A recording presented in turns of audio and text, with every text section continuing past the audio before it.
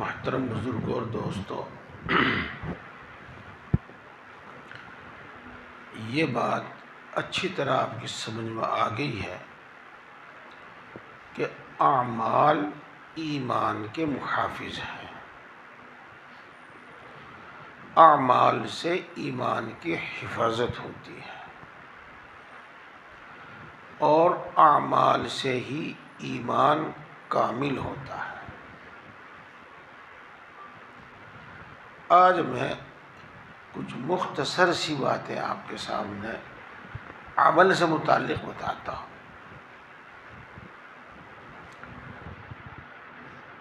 الحمدللہ ہم نمازی ہیں، بغیر کسی کے اٹھائے، بغیر کسی کے بلائے ہم خود اٹھ کر آئے ہیں اور ہم نے نماز پڑھی ہے۔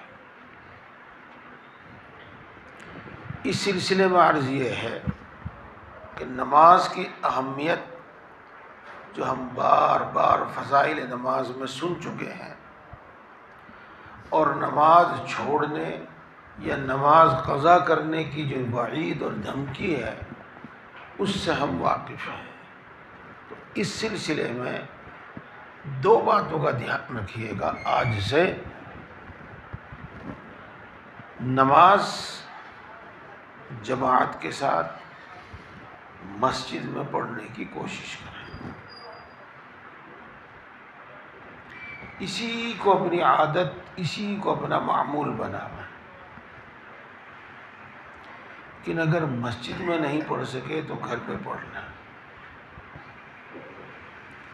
بہرحال نماز نہ چھوڑیں،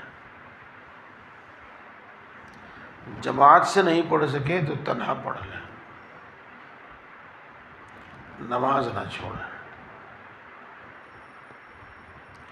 ہم نمازیوں کا بھی یہ حال ہوتا ہے کہ جو پڑھ لی اور کسی بھی وجہ سے جو چھوٹ گئی، کہیں کاروبار کی مصروفیت میں، کہیں کسی فنکشن میں، کہیں سفر میں، کہیں کام کی مشغولیت میں، جو چھوٹ گئی تو چھوٹ گئی۔ ایسا نہ کریں۔ اگر چھوٹ گئی تو اگلی نماز پڑھنے سے پہلے وہ چھوٹی ہوئی نماز پڑھ لیں، صرف فرض پڑھیں اور وتر پڑھ لیں۔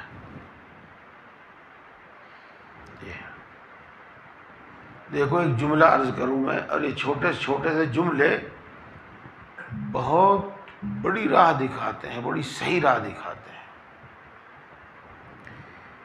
میرے اور آپ کے لیے شاید یہ مشکل ہو کہ ہماری کوئی نماز نہ چھوٹے، ہماری کوئی نماز قضا نہ ہو، لیکن یہ ہمارے لیے ممکن ہے کہ ہمارے ذمے کوئی نماز باقی نہ رہے۔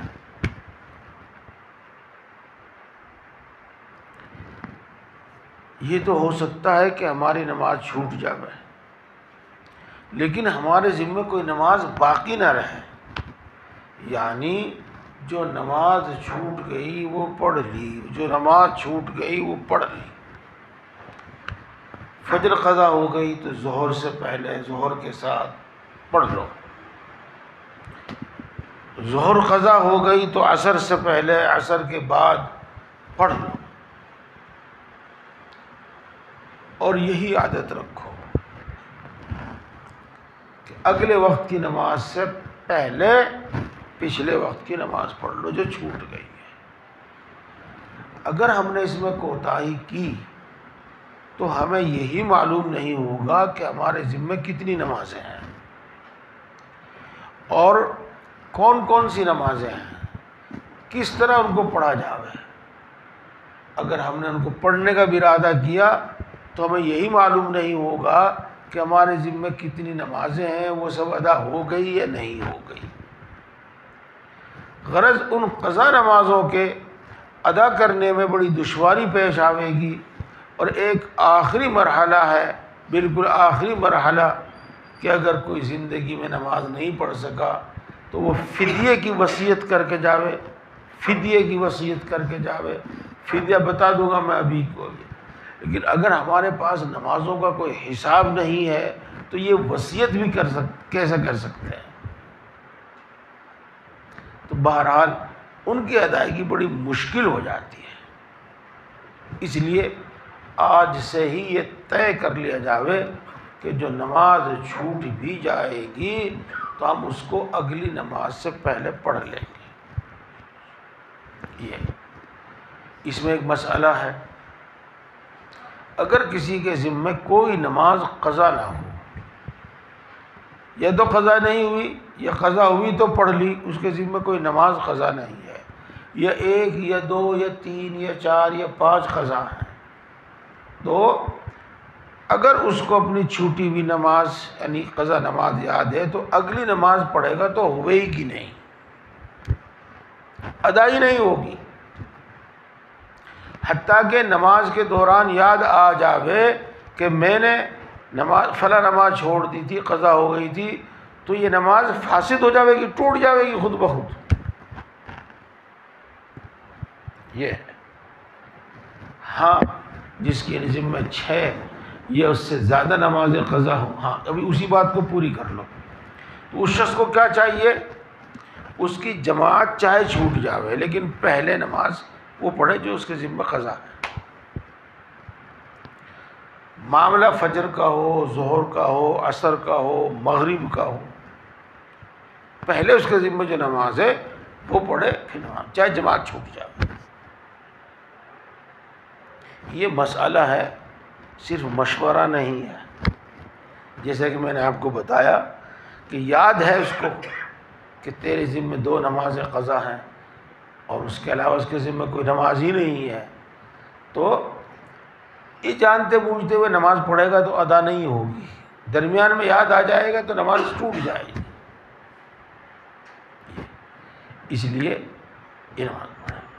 ہاں جب 6 نمازیں یا اس سے زیادہ اس کے ذمہ قضا ہو جائیں تو پھر وہ پہلے ادا نماز پڑھ سکتا ہے۔ ہاں اگر وہ بھول جاوے کہ بھئی رات میرے وتر چھوٹ گئے تھے وہ نہیں پڑھ پایا، یا میری فجر کی نماز آج چھوٹ گئی تھی وہ نہیں بھول جاوے، اور بھولنے کے ساتھ وہ اگلی نماز پڑھ لے تو وہ ادا ہو جاتی ہے۔ یا اس نماز کے لیے بھی اتنا وقت تنگ ہو گیا کہ اگر پہلے مثلا ہم ظہر پڑھیں گے تو عصر کی بھی قضا ہو جاوے گی، تو پھر ہم ظہر چھوڑ کر عصر پڑھ لیں اور عصر کے بعد پھر ظہر پڑھ لیں۔ تو نمازوں میں اس کا دھیان رکھا جائے۔ اور ایک بات، دوسری بات نماز سے متعلق ہے، اس میں غفلت نہ برتیں۔ ہر آدمی کو اپنی حالت کا خوب پتہ ہے۔ جو بھی نمازیں ہماری قضا ہیں، جتنی بھی نمازیں ہمارے ذمہ ہیں، یہ نہیں کہ وہ چھوٹ گئی تو چھوٹ گئی، ہمارے پاس ان کا حساب ہو یا نہ ہو، اللہ کے یہاں اس کا مکمل حساب موجود ہے۔ کتنی نمازیں اس نے فرض ہونے کے بعد بالغ ہونے کے بعد پڑھی ہیں اور کتنی نمازیں اس نے چھوڑی ہیں، سب مکمل حساب موجود ہے۔ اور جزا سزا کا مسئلہ جو ہم اور آپ سنتے ہیں وہ اسی طرح ہے۔ لہذا کیا کیا جائے؟ قضا نمازیں پڑھنے کی فکر کی جائے، وہ 2 سال کی ہوں، 4 سال کی ہوں، 10 سال کی ہوں، 20 سال کی ہوں، ان کو پڑھنے کی فکر کی جائے۔ ان کے پڑھنے کا آسان طریقہ ہے، آسان طریقہ کیا؟ جتنی نمازیں آپ قضا پڑھ سکتے ہیں ہر وقت میں اتنی نمازیں قضا پڑھ لیجیے، بلکہ ظہر کی پہلے اور بعد کی سنتیں، مغرب کی بعد کی سنتیں، عشاء کی بعد کی 2 سنتیں، یہ تو پڑھو، باقی نفل نہ پڑھو، بلکہ اس کے بجائے قضا نماز پڑھو۔ عصر میں ہم نماز سے پہلے آ گئے اور ہم 4 رکعت پڑھ سکتے ہیں تو جلدی سے قضا نماز پڑھ لیں. ہم اوابین کے بجائے قضا نماز پڑھیں. ہم اشراق کے بجائے قضا نماز پڑھیں. یعنی نوافل کے بجائے قضا نماز پڑھیں. نوافل کے بجائے قضا نماز پڑھنا زیادہ ضروری ہے، زیادہ ضروری ہے. ہر آدمی اپنی حالت سے واقف ہے کہ میرے ذمے کتنی نمازیں ہیں، کتنے سالوں کی نمازیں ہیں. ان کا ایک اندازہ اور ان کا آئیڈیا قائم کریں. آئیڈیا. بعض آدمی تو ایسے ہیں جن نے سالوں سال تک کوئی نماز پڑھی ہی نہیں، اتفاقاً کوئی نماز پڑھ لی. اور بعض ایسے ہیں کہ بس ان کی مثلاً فجر قضا ہوتی ہے یا عصر قضا ہوتی ہے. یہ جیسی بھی حال ہے اس کے مطابق پہلے اپنے ذہن میں ایک آئیڈیا قائم کر لو اور روزانہ جتنی نمازیں پڑھو ان کو لکھ لو. مثلا فرض کیجئے آپ نے یہ طے کیا ہے غور کر کے اور اٹکل سے طے ہی کیا جا سکتا ہے اور کوئی دوسری صورت نہیں کہ میرے ذمے 1 سال کی یعنی 360 دنوں کی نماز قضا ہے. تو آپ ان کو پڑھنی شروع کر دیجئے اور مان لیجئے گا کہ آپ اپنی ڈائری میں لکھ دیجئے گا آج میں نے 360 دنوں میں سے 4 دن کی نمازیں قضا کر لی. اب 356 دن باقی رہ گئے. اگلے دن پھر آپ نے 2 دن کی 4 دن کی کم زیادہ نمازیں پڑھی تو وہ نوٹ کر لی. اب میرے ذمے 352 نمازیں رہ گئی. اور اس طریقے سے اپنی کوشش کے بقدر اپنے علم کے مطابق ہر اپنی نمازوں کی ادائیگی سے فارغ ہو جاؤ، نمازوں کے ذمے سے فارغ ہو جاؤ. پھر چونکہ اللہ تبارک و تعالیٰ کا فضل اور اللہ تبارک و تعالیٰ کی رحمت اس کے غصے، غضب اور عذاب پر غالب ہے، اس لیے ہم امید یہ رکھتے ہیں کہ جو آدمی اس فکر میں رہے گا اور پوری نمازیں نہیں قضا کر پائے گا، پوری نمازیں نہیں پڑھ پائے گا، تو شاید نہیں بلکہ امید ہے کہ باقی ماندہ نمازوں سے اللہ تبارک و تعالیٰ درگزر فرما دے. تو اس میں کوتاہی نہ کیجیے گا، اس کو نوٹ کر لیجیے گا اور اس پر عمل شروع کر دیجیے گا. اور اس وقت تک یہ پڑھتے رہیے گا جب تک تمام نمازیں ادا نہ ہو جائیں. ایک مثال دے کے میں نے آپ کو بتایا، انشاءاللہ جب آپ پڑھنی شروع کریں گے تو روزانہ کم سے کم 1 دن کی نمازیں تو ادا ہو ہی جائیں گی. تو 360 میں سے اگر روزانہ آپ ایک دن کی نمازیں پڑھ لیتے ہیں تو 1 سال بھر میں تمام نمازیں ادا ہو جائیں گی. اور جو نماز قضا ہو گئی اس میں یہ نہیں کہ ظہر کی ظہر ہی کے وقت میں پڑھی جاوے گی، عصر کی عصر کے وقت میں پڑھی جاوے گی، نہیں، وہ 3 وقت چھوڑ کے کسی بھی وقت پڑھی جا سکتی ہے. ایک تو صبح کو جب سورج نکل رہا ہو اس وقت نہیں پڑھی جا سکتی، اور یہ وقت زیادہ سے زیادہ 10 منٹ کا ہوتا ہے، زیادہ سے زیادہ 10 منٹ کا ہوتا ہے. اگر سورج طلوع ہو رہا ہے مثلا 7:10 پہ تو آپ 7:20 پہ قضا نماز پڑھ سکتے ہیں. اسی طریقے سے دوپہر میں، دن میں دوپہر میں ایک وقت ہوتا ہے جس کو ہم لوگ کہتے ہیں زوال کا وقت. چلو جو لفظ بولا جاوے جس سے لوگ معنی مطلب سمجھ لے ٹھیک ہے، ورنہ وہ زوال کا وقت نہیں ہے، بلکہ وہ ہے سورج کے پورا بلند ہو جانے کا وقت. عربی میں اس کو کہتے ہیں استواء شمس کا.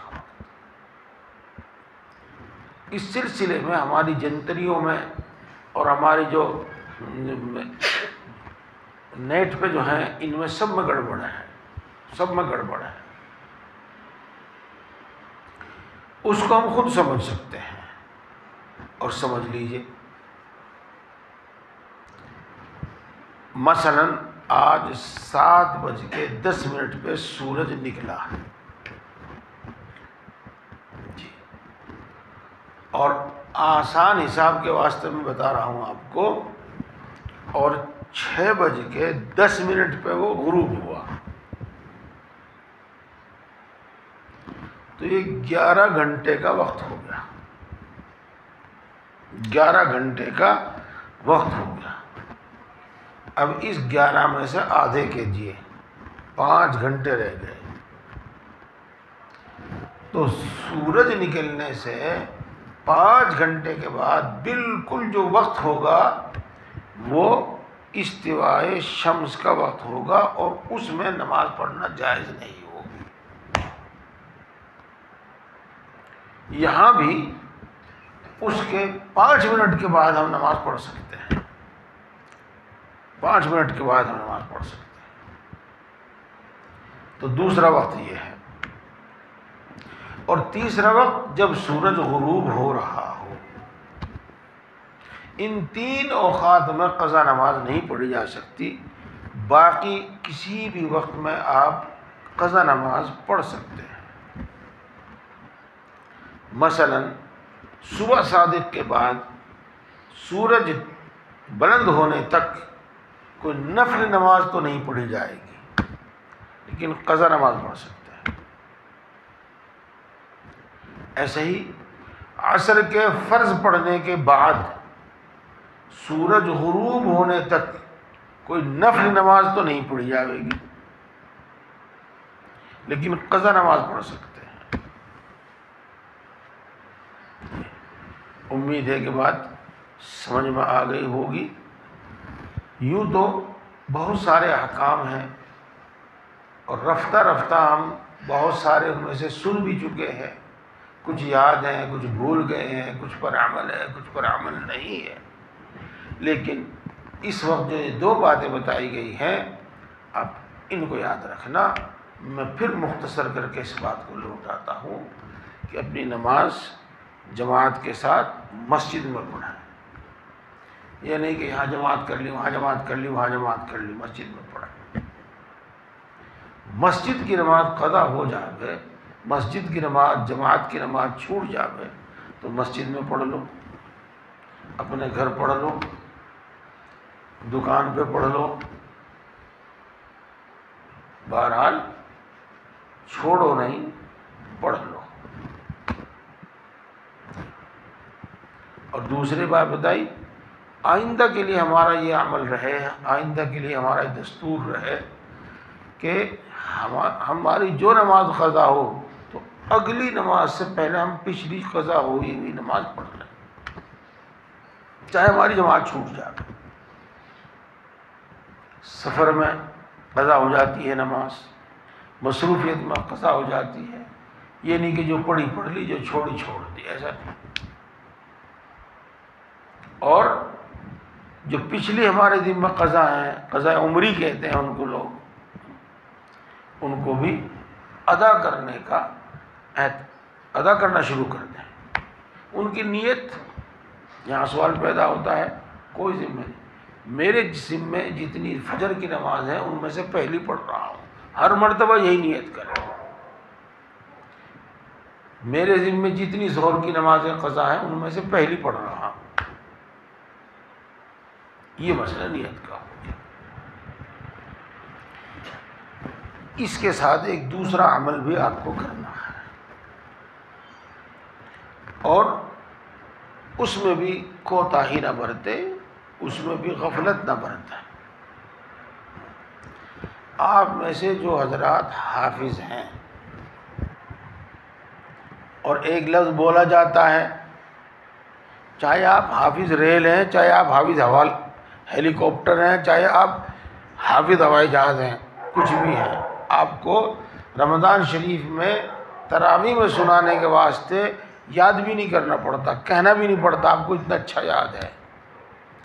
اس کے باوجود روز آنا ضرور بھی ضرور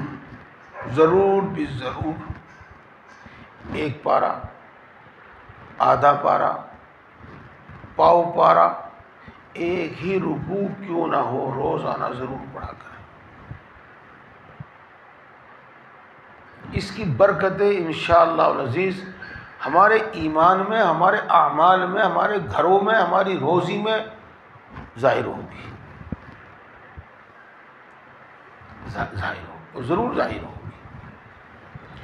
جو حضرات ناظرہ پڑھے ہوئے ہیں ان کے لیے بھی یہی ہے۔ جب حافظ کو یہ کہہ دیا گیا کہ ایک پارہ نہیں تو آدھا، آدھا نہیں تو پاؤ، اور پاؤ نہیں تو ایک رکوع ہی صحیح، تو ناظرہ والے کے لیے یہ بدرجہ اولا ہوگا۔ یہ ضرور پڑھیں، ضرور بھی ضرور پڑھیں، اس میں کمی کوتاہی ہرگز نہ کریں۔ اس کی مثال ایک دوسری ہے، بات تو پرانے زمانے کی ہے لیکن سمجھنے والی ہے۔ جو آدمی گھی دودھ استعمال نہیں کرتا، صرف روٹی کھاتا ہے، اس کی صحت و قوت برقرار نہیں رہتی، یاد رکھو۔ ہاں، آج کے زمانے میں جو شخص صرف روٹی کھاتا ہے، چاول کھاتا ہے، یعنی کھانا کھاتا ہے اور پھل نہیں کھاتا، اس کی صحت برقرار نہیں رہتی۔ اس کو کچھ نہ کچھ اپنی مشینری کو صحیح رکھنے کے واسطے کھانا پڑتا ہے، نہیں تو جسم کے اندر جو چیزیں ضروری ہیں ان میں کمی آنی شروع ہو جاتی ہے اور جسم میں بیماریاں اور کمزوریاں گھر کر لیتی ہیں۔ تو ایسے ہی فرضوں کے ساتھ کچھ نہ کچھ نفل عبادت ضرور ہونی چاہیے، اور ان میں سب سے اہم وہ قرآن پاک کی تلاوت ہے، ضرور کریں، ہرگز نہ چھوڑیں، ہرگز نہ چھوڑیں۔ بعد میں نظام الاوقات کے متعلق میں عرض کروں گا۔ اس کے ساتھ اگر ہم روزانہ سورہ یاسین شریف پڑھنے کی عادت بنا لیں، معمول بنا لیں،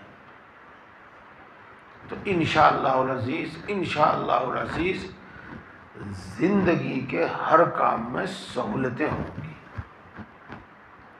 حدیث شریف کے بیان کے مطابق، اللہ کے رسول صلی اللہ علیہ وسلم کے فرمان کے مطابق اگر ہم سورہ یاسین شریف کو یاد کر لیں، حفظ یاد کر لیں، تو ہم اس کو چلتے پھرتے بھی پڑھ سکتے ہیں۔ سورتیں اور بھی ہیں اور بڑے بڑے فائدے رکھتی ہیں، وہ ان کو بیان بھی کبھی پھر کریں گے۔ آج تو جو ضروری باتیں ہیں، چونکہ انشاءاللہ کل سفر ہو جائے گا، میں چلا جاؤں گا، اس لیے ضروری کچھ باتیں ہیں۔ تو نماز سے متعلق یہ بات ہے۔ اور ایک بات اور سن لو، آپ سے فرض واجب تو میں نہیں کہتا، لیکن اس کے فائدے کو سامنے رکھتے ہوئے میں یہ کہوں گا کہ آخری رات میں اٹھ کر کچھ رکعتیں پڑھ لیا کرو۔ اس میں بھی آپ اپنی پوری کوشش کیجئے۔ حدیث پاک میں آیا ہے، علیکم بقیام اللیل فإنہ داب الصالحین قبلکم، تم رات کے کسی حصے میں نماز پڑھنے کو اپنے ذمہ لازم کر لو، چونکہ تم سے پہلے بھی جو نیک لوگ گزرے ہیں یہ سب کی عادت اور سب کا معمول رہا ہے۔ مثال کے طور پر فجر کی اذان یعنی صبح صادق 5:34-35 پر ہو رہی ہے، تو ہم 5:34 تک 33 تک نفل پڑھ سکتے ہیں۔ جب صبح صادق ہو جائے تو پھر نفل نہیں پڑھ سکتے، لہذا 5 بجے اٹھ جاؤ۔ آپ کو 5:30 بجے تو اٹھنا ہی اٹھنا ہے جماعت سے نماز پڑھنے کے واسطے۔ آپ کو 5:45 بجے تو اٹھنا ہی ہے جماعت سے نماز پڑھنے کے واسطے، تو آپ 5 بجے اٹھ جائیں، اور 5 بجے اٹھنے کے بعد 10 منٹ میں 15 منٹ میں 20 منٹ میں جتنے میں بھی آپ اپنی ضروریات سے، استنجے سے، پیشاب سے، وضو وغیرہ سب چیزیں فارغ ہو کر جہاں آپ پڑھ سکتے ہیں وہاں 4 رکعت 6 رکعت 2 رکعت ہی کیوں نہ ہو پڑھ لیا کریں۔ گھر ہی پڑھ لو، مسجد میں آ سکتے ہیں تو مسجد میں پڑھ لو، گھر میں پڑھ لو، پڑھ لو۔ اس کی بھی برکتیں اپنی دینی ایمان میں، اعمال میں، اپنی دنیا میں، اپنی صحت، جسمانی صحت میں ضرور دیکھو گے، ضرور دیکھو گے۔ دیکھو، فجر کی نماز میں الصلاۃ خیر من النوم کہا جاتا ہے، اور اکثر و بیشتر علاقوں میں صبح صادق کے 10 منٹ بعد 15 منٹ بعد اذان دیتی جاتی ہے۔ یہ 10-15 منٹ احتیاط کے رکھتے ہیں، یہ جسم غرض سے بھی رکھتے ہیں۔ تو الصلاۃ خیر من النوم کیوں کہا جاتا ہے فجر میں؟ یہ اعلان ہے اس بات کا اب کسی مسلمان کو سونا نہیں چاہیے، اب کسی مسلمان کو سونا نہیں چاہیے، نہ مرد کو نہ عورت کو، سب کو اٹھ جانا چاہیے، سب کو اٹھ جانا چاہیے۔ اب نماز پڑھو، نماز کی تیاری کرو۔ تو یہ بھی ہم کر سکتے ہیں اور ضرور کریں۔ جب ہم سویرا اٹھیں گے تو ہم اپنے بہت سارے کام کر سکتے ہیں۔ مثال کے طور پر 7:10 پہ تو اشراق کا وقت ہو جاتا ہے، ہاں، تو ہم 5 بجے اٹھے، 15-20 منٹ میں ہم نے اپنی ضروریات پوری کر لی، پھر ہم نے اپنے نفل پڑھ لیے، تو 5:30 سے 6:30 اور 7 1.5 گھنٹہ ہمیں مل گیا۔ اس 1.5 گھنٹے میں ہم فجر کی نماز سے، قرآن پاک کی تلاوت سے، اور اس کے ساتھ سورہ یاسین شریف سے فارغ ہو سکتے ہیں۔ اور عادت رکھو کہ اشراق تک اپنے اعمال میں مشغول رہو، اشراق پڑھ کے پھر اپنے کام کے لیے نکل جاؤ۔ اور آخری درجے کی بات یہ ہے کہ 5 بجے مثلا ہم اٹھے تو نماز سے پہلے قرآن پاک کی تلاوت، سورہ یاسین شریف وغیرہ سے فارغ ہو گئے اور فرض نماز پڑھ کے اپنے کام کے لیے نکل گئے۔ اس میں کوتاہی نہ برتی جاتا ہے، جس میں کوتاہی نہ برتی، اور یہ میرے اور آپ کے لیے جبھی ممکن ہے جب ہم سویرا سوئیں۔ اس لیے سویرے کھانا اور سویرے سونا اس کی عادت بنا لو، گھر کا ماحول بناؤ، گھر کا ماحول بناؤ۔ یہ جو دیر سے کھاتے ہیں، دیر سے سوتے ہیں، یہ صحت کے لیے بھی نقصان دہ ہے، اور ہماری نماز اور ہمارے اعمال کے لیے بھی نقصان دہ ہے، اور یہ بات سب کے سامنے ہے، سب کے سامنے ہے۔ کچھ چیزیں ہیں جو رواج کی وجہ سے گویا کہ لازمی سی ہوتی ہے، لیکن اگر آدمی ہمت کرے اور کم سے کم اپنے آپ کو اور اپنے گھر کے ماحول کو بدلے تو بدل سکتا ہے۔ یہ آپ دکاندار ہیں تو آپ کم سے کم اتنا تو ضرور کر سکتے ہیں، پتہ نہیں کیسا ماحول ہوگا یہاں سے، کہ آپ عشاء کی اذان پر اپنی دکان بند کر دیں، ہر حال میں بند کر دیں، ہر حال میں بند کر دیں، جس وقت بھی ہو رہی ہے دکان بند کرو، جب تک آپ مسجد میں آؤ گے جماعت کا وقت ہو جائے گا، جماعت کے ساتھ نماز پڑھو، فوراً کھانا کھاؤ، ممکن ہو تھوڑی سی چہل قدمی کر لو، گھروں میں تو جگہ نہیں ہے تو آس پاس میں گھوم لو تھوڑا سا، اور بس سو جاؤ، باتیں مت بناؤ، اس وقت میں کوئی دوسرا کام مت رکھو اپنے ذمہ۔ اگر مہمان بھی آتے ہیں تو اس بات کی فکر کرو کہ وہ بھی جلدی سے کھانے وغیرہ سے جلدی سے فارغ کر دو، مغرب سے پہلے کھانا بن جاوے، مغرب کے بعد فوراً بن جاوے۔ ایسا نہیں کہ عشاء کے بعد سوچیں گے کہ چلو کھانا بنانا ہے یا ہوٹل سے منگانا ہے، یہ نہیں ہونا۔ جلدی سوئیں گے تو یہ ہم کام کر سکیں گے، نہیں تو نہیں کر پائیں گے، یہ چیزیں۔ اور ایک ایک بات بتائی جا رہی ہے، اس میں صاحب جتنا کر سکیں اتنا کریں۔ اور اس کے بعد ایک عمل نہ فرض ہے نہ واجب ہے، سنت ہے، لیکن فائدہ اس کا اتنا ہے کہ ہم اس کی ضرور پابندی کریں۔ اور وہ کیا ہے؟ جو تسبیح ہم فجر میں اور عصر میں پڑھتے ہیں، یہ تسبیح باقی 3 وقتوں میں بھی پڑھ لیا کریں، سنتوں سے نفلوں سے فارغ ہو کر باقی 3 وقتوں میں بھی یہ تسبیح پڑھ لیا کریں،